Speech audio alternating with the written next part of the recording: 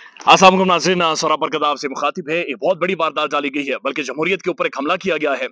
और इस हमले के लिए, इस वारदात के लिए जो दिन का इंतखाब किया गया वो छुट्टी का दिन था। एक ऐसे टाइम पर जहां पर पाकिस्तान की बदतरीन हुकूमत जाने वाली है, इनके गिने चुने कुछ घंटे रह गए हैं।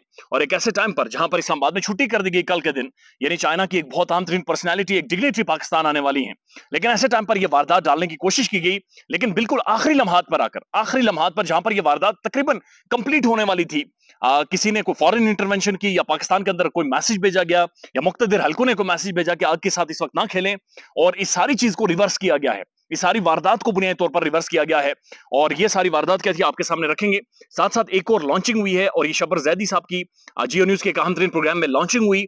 लेकिन शब्बर ने जो गब्बर बनने की कोशिश की वो गब्बर नहीं बन सका, और उसकी तबाही फेर दी गई। सोशल मीडिया ने उसका मुकम्मल तौर पर खुलासा करके रख दिया। जो कुछ बड़ी बची कुची थी, असद उमर ने वो उसकी जई तई फेर दी। और शब्बर जैदी साहब की, और जिस तरह कासिम अली शाह की ज़हनी कैफियत के ऊपर सवाल उठने शुरू हो गए थे, शब्बर के ऊपर भी अब ज़हनी कैफियत के ऊपर सवाल उठने शुरू हो गए हैं। साथ साथ एक और अहम खबर है, और वो है ख्वाजा आसिफ साहब का इंटरव्यू और नवाज शरीफ साहबा की एक खामोशी। यानी मरियम साहबा खामोश हैं, और आखिर खामोश क्यों हैं? पहले ये देखें, सेनेट के अंदर एक वारदात डालने की कोशिश की गई, और ये वारदात छुट्टी के दिन थी। यानी आज दिन में ही दोपहर के वक्त ये खबरें गर्दिश करना शुरू हो गई है। बहुत सारे अहम तरीन साफियों ने, ये अहम तरीन साफी वही हैं जिनकी वजह से पाकिस्तान में सहाफत को लफाफत कहा जाता है, या साफी जहां पर जाते हैं उन्हें ब्लैकमेलर्स या लफाफी कहा जाता है।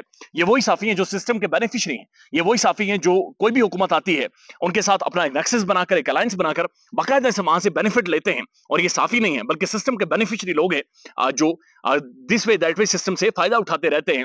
उनकी जानिब से ट्वीट आने शुरू हो गए कि असल में सेनेट में एक बिल पेश किया गया है, और ये अहम तरीन बिल है। इस बिल का बुनियादी तौर पर मकसद ये था कि तहरीक इंसाफ और इमरान खान के ऊपर पाबंदी लगा दी जाए। यानी जो बिल सेनेट में पेश हुआ है, इसकी अहम तरीन शिक मैं आपके सामने रख देता हूं। उसके अंदर कहा गया कि इंतहा पसंद सियासी जमातों पर पाबंदी होनी चाहिए, और इंतहा पसंद सियासी जमातों पर पाबंदी का बिल पेश किया गया है।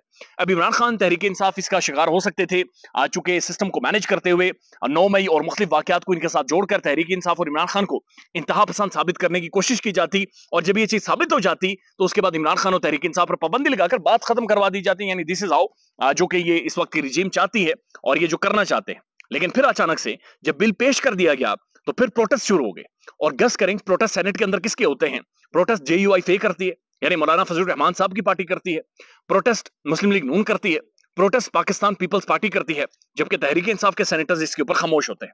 ये बात समझ से बाहर है कि जिन्होंने सारी कैंपेन की, जिन्होंने 14 माह लगाए, जिन्होंने अपना सब कुछ कुर्बान कर दिया, जो आखिर लिमिट तक गए, जिन्होंने तमाम तर पत्थर तोड़े कि इमरान खान और तहरीक इंसाफ रेस से ही बाहर हों, सिस्टम से ही बाहर हों, वो कैसे इस प्रोटेस्ट के ऊपर, इस बिल के ऊपर प्रोटेस्ट कर रहे हैं और एहतजाज कर रहे हैं कि जहां पर तहरीक इंसाफ और इमरान खान के ऊपर पाबंदी लग सकती है। तो फिर आखिर कैसे इन्होंने, यानी अक्ल इनके अंदर कैसे आई? ऊपर से कोई लाइट गिरी, इनकी अक्ल खुली, इनका दिमाग खुला? ऐसा तो हो नहीं सकता। ये पॉलिटिक्स, पाकिस्तान में पावर पॉलिटिक्स है, कुर्सी की सियासत की जाती है, बेनिफिट की सियासत की जाती है। तो फिर इन्होंने ये सब कुछ क्यों किया? क्या कोई फॉरेन इंटरवेंशन होती है, या फिर मुल्क के अंदर कहा गया कि बराए मेहरबानी सब्र करें?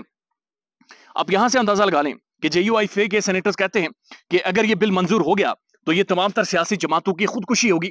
आज अगर एक सियासी जमात पर पाबंदी लगाएंगे तो फिर कल सबके ऊपर पाबंदी लगेगी। और उसके बाद मुस्लिम लीग नून के इरफान सिद्दीकी साहब कहते हैं, जो अहम तरीन शख्सियत है, उनका यह कहना है कि बिल सेनेट में लाया कौन है? ये कौन लोग हैं जो डायरेक्ट बिल सेनेट में लेकर आए हैं? ये बिल कमेटियों के सामने जाना चाहिए था, कमेटियों के सामने क्यों नहीं गया? ये कौन सहूलतकार हैं जो बिल को लेकर सेनेट में आए हैं? और इसी तरह से सेनेटर मुश्ताक साहब ने कहा कि यह जमहूरियत के ऊपर एक हमला है। यानी पाबंदी सियासी जमात पर, पाबंदी सियासी लीडर पर, यह जमहूरियत के ऊपर एक हमला है। तो फिर यह हमला किसने किया? सेनेट में बिल कैसे गया? बिल पेश किसने किया? बिल कहां तक ये पहुंच चुका था? और फिर अचानक रोला क्यों पड़ा? अचानक यानी एक दिन में 28 29 बिल पास हुए।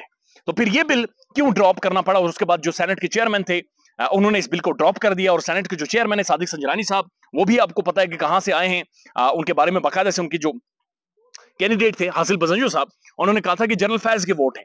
तो आपको पता है कि ये किस तरह से चेयरमैन सेनेट बने हैं। तो फिर अचानक से वो भी ड्रॉप कर देते हैं और ये भी ड्रॉप कर देते हैं। तो ये हुआ क्या है? बहुत सारी खबरें, मुज्जात खबरें, बहुत सारी खबरें ये भी रिपोर्ट हो रही हैं कि असल में सारी सियासी जमातें मिलकर आखिरी टाइम पर ये वारदात डालना चाह रही थी। लेकिन बहुत सारे मुख्तदिर हलकों ने, पावर कॉरिडोर्स ने मुबैना तौर पर यह मैसेज भेजा, पैगाम भेजा कि बराए मेहरबानी आग के साथ ना खेलें। आपने पूरी जान लगा ली है, लेकिन ना ही इमरान खान का आप कुछ कर सके, ना तहरीक इंसाफ का आप कुछ कर सके। आप एक नंबर के निकम्मे निकल आए हैं। आपसे ना तो वो कंट्रोल हुआ, ना तो उसकी पॉपुलैरिटी कंट्रोल हुई, ना तो कुछ आप डिलीवर कर सके, ना कोई नैरेटिव या बयानियां बना सके। لہٰذا اس وقت یہ خودکشی آپ نے نہیں کرنی جب چائنا کی ایک اہم ترین ڈگنیٹری پاکستان آنے والی ہیں، اور اگر کسی بھی وجہ سے چائنیز ڈگنیٹری یہ ٹور کینسل کر دیتی ہیں تو انٹرنیشنلی ایک بہت بڑا میسج جائے گا۔ ساتھ ساتھ شبر زیدی جو لانچ کیا گیا، سابق FBR چیئرمین، جن کی ذاتی پرسنالٹی یا کریڈٹ میں بہت ساری چیزیں نہیں ہیں، لیکن اس کے باوجود ایک اہم ترین پوسٹ انہیں دی گئی تھی۔ انہوں نے شاہ زیب خانزادہ صاحب کو ایک انٹرویو دیا۔ بہت سارے پاکستان کے معتبر صحافی یہ کہتے ہیں کہ انٹرویو چونکہ پلانٹڈ تھا، انٹرویو ویل مینج تھا، اور انٹرویو یعنی پہلے سے ڈیسائیڈڈ تھا کہ اس طرف ہم لے کر جائیں گے اور خان کو ٹارگٹ کریں گے۔ اب شبر زیدی نے 2-3 باتیں کی۔ شبر زیدی نے پہلے یہ کہا کہ ملک PTI کے زمانے میں ہی ڈیفالٹ کر رہا تھا، اور میں نے عمران خان صاحب کو فون کر کے یہ بات بتائی تو خان صاحب کو پہلے پتہ ہی نہیں تھا کہ ملک ڈیفالٹ کی طرف جا رہا ہے۔ تو یہ شبر زیدی صاحب نے کہا۔ اس پر اسد عمر صاحب نے جواب دیا، انہوں نے کہا کہ تحریک انصاف کے دور میں جو کم ترین فورن ریزروز تھے وہ تقریباً $7 ارب کے تھے، تو اس حکومت میں جو کم ترین ریزرو تھے وہ $2 ارب یا پھر $3 ارب کے تھے، تو ہمارے دور میں تو کوئی خطرہ نہیں تھا، اکانومی گرو کر رہی تھی، چیزیں بڑی اچھے سے جا رہی تھی، 6 سم تھنگ کے ساتھ اکانومی ہماری معیشت گرو کر رہی تھی، تو ایسی کوئی خبریں نہیں تھی۔ اس کے بعد انہوں نے کہا کہ جو عمران خان کو فون کرنے کی یہ بات چیت کر رہے ہیں یہ جھوٹ بول رہے ہیں، انہوں نے کوئی فون خان کو نہیں کیا، نہ مجھے کیا، ظاہر ہے یہ اس وقت فائنانس منسٹر تھے، نہ مجھے فون کیا، نہ عمران خان صاحب کو فون کیا، تو شبر زیدی صاحب نے کوئی بھی فون نہیں کیا جس کے بارے میں یہ ذکر کر رہے ہیں۔ اس کے بعد انہوں نے کہا کہ شبر زیدی نے یہ بھی کہا انٹرویو میں کہ عمران خان کو مولانا فضل الرحمان کے جو جلسہ ہے اس سے عمران خان صاحب ڈر رہے تھے، اور عمران خان صاحب نے کہا معاملات کو ڈفر کریں چونکہ مولانا فضل الرحمان صاحب اسلام آباد میں بیٹھے ہوئے۔ اس پر اسد عمر صاحب نے کہا کہ عمران خان اتنا ڈرا ہوا تھا کہ عمران خان نے چیئرمین CDA کو بلا کر کہا کہ ان سب کو پانی بھی بھیجیں، چائے بھی بھیجیں، ان کے روٹی کے معاملات بھی شروع کریں تاکہ لوگوں کو پریشانی نہ ہو۔ تو اس سے آپ اندازہ لگا سکتے ہیں کہ عمران خان صاحب کتنے زیادہ ڈرے ہوئے تھے۔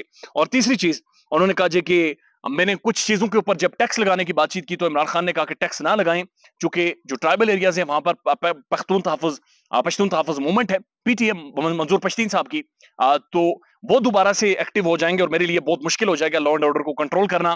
اس کے اوپر اسد عمر نے کہا کہ اصل میں ہوا یہ کہ جب ٹرائبل ایریاز کو مختلف ایجنسیز کو خیبر پختونخوا میں ضم کیا گیا تو اس دوران ان کے ساتھ جو وہاں کے مینوفیکچررز تھے ان کے ساتھ یہ ایک ایگریمنٹ کیا گیا کہ 5 سالوں تک جو بھی چیز آپ مینوفیکچر کریں گے ہم آپ سے ٹیکس نہیں لیں گے۔ لہٰذا شبر زیدی صاحب نے اصل میں آؤٹ آف دا وے جا کر یعنی نیوے ہو کر وعدات ڈالنے کی کوشش کی جو کہ فیل ہو گئی ہے۔ اب ایک اور بڑی خبر رپورٹ ہو رہی ہے کہ مریم نواز شریف صاحبہ خاموش ہے، یعنی اس وقت تو انہیں کیمپین چلانا چاہیے تھا، اس وقت تو انہیں میاں صاحب کا ویلکم کرنا چاہیے تھا، میاں صاحب میاں در نعرے وجن گے، مریم صاحبہ سڑکوں کے اوپر ہوتی، میاں نواز شریف کے لیے ایک ماحول بن رہا ہوتا، بینرز لگوائے جا رہے ہوتے، لیکن مریم صاحبہ ان کا ٹویٹر بھی خاموش ہے، سوشل میڈیا پر بھی خاموش ہیں، ان کی جو تصاویریں آتی تھی مختلف فروٹ چاٹ بناتے ہوئے وہ بھی نہیں آ رہی، ان کے کپڑوں کی بھی نہیں آ رہی، ان کے برانڈز کی بھی نہیں آ رہی، ان کے جو پرس تگڑے انہوں نے اٹھائے ہوئے تھے وہ بھی نہیں آ رہا، تو کچھ بھی نہیں آ رہا، تو یہ خاموشی کی کیا وجہ ہے؟ تو کہنے والے کہتے ہیں کہ جن اہم ترین شخصیات کے ساتھ یہ ڈیل اور ساز باز کی جا رہی تھی وہاں سے انہیں نہ ہوئی ہے، انہیں سمپلی نو کا آپشن ملا ہے، اور جب سے انہیں نو ہوئی ہے مریم صاحبہ کی ایک پراسرار خاموشی ہے، اور اسی وجہ سے شاید خواجہ آصف صاحب کا ایک انٹرویو کروایا گیا، اور خواجہ آصف صاحب چونکہ مریم صاحبہ اور نواز شریف صاحب کے بہت قریب ہیں، اور انٹرویو کروا کر اصل میں پانی چیک کیا گیا، گراؤنڈ چیک کرنے کی کوشش کی گئی، اور معاملہ سارا اسٹیبلشمنٹ کے اوپر ڈالنے کی بھی ایک کوشش وہاں پر نظر آتی ہے۔ خیال رکھیے گا اپنا، اللہ حافظ۔